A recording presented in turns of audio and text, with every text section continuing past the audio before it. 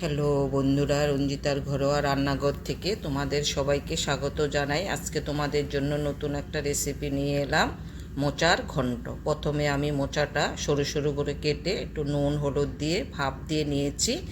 এবার আমি আলুগুলো নুন হলুদ দিয়ে ভেজে নেব। তোমাদের কাছে ছোট্ট অনুরোধ থাকলো, শুরু থেকে শেষ অবধি দেখো, আশা করি ভালো লাগবে।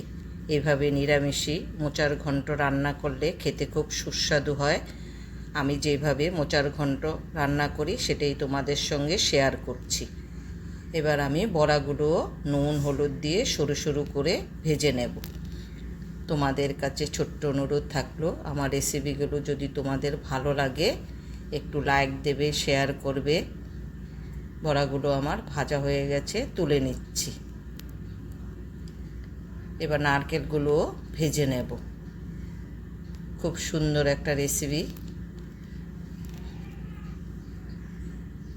এবার দুটো শুকনো লঙ্কা, এলাচ, দারচিনি আর তেজপাতা দিয়ে একটু হালকা করে ভেজে নেব। একটু জিরে ফোড়ন দিয়ে দিলাম। এবার আমি বাকি মশলাগুলো আস্তে আস্তে দিয়ে দেব। আদা বাটা 2 চামচ, হলুদের গুঁড়ো 1.5 চামচ, জিরের গুঁড়ো 1 চামচ, ধনের গুঁড়ো আধা চামচ, নুন পরিমাণ মতো, লঙ্কা 1 চামচ, কয়েকটা কাঁচা লঙ্কা দিয়ে দিলাম। এবার একটু জল দিয়ে ভালো করে কষে নেব তেল ছাড়া অবধি।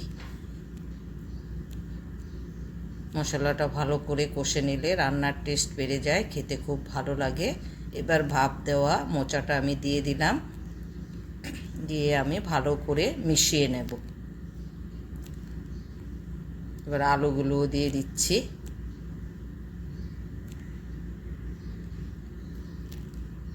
যদি আমার রেসিপিটা তোমাদের ভালো লাগে তোমরা এভাবে করে দেখতে পারো।